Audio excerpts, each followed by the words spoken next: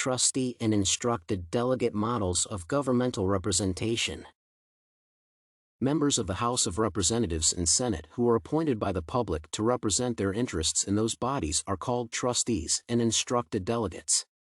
Both trustees and instructed delegates play different roles in governmental representation according to their model.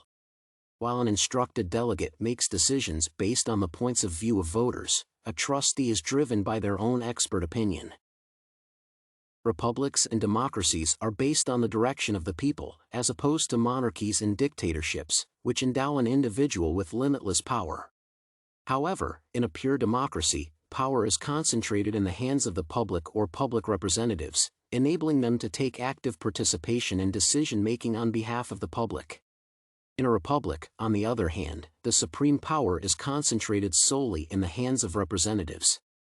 Thus, there is a correlation between governmental representation and the governmental system since one constitutes another. Nevertheless, there are several characteristics of the representation models which need to be considered. A trustee is an individual who must be trusted since people will rely on this person and his decisions. However, a trustee has the right to vote according to his points of view instead of considering the opinions of the people. Though the decisions are made by a trustee alone, this practice is wholly agreed upon. A trustee is inclined to act according to their personal views, meaning this is expected from the elected body while they hold the office. According to trustees' responsibilities, they should spend time analyzing various problems at hand, searching for solutions that would lead to the best outcomes and satisfy the needs of all parties involved.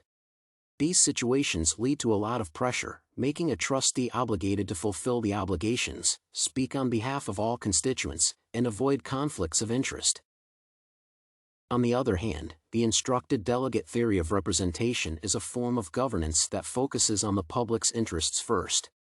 According to the responsibilities of delegates, these elected bodies should regularly communicate with the constituents and mirror the beliefs of the public. However, this could lead to the prevalence of power in the hands of the majority due to communication with a minor part of the people who are being represented.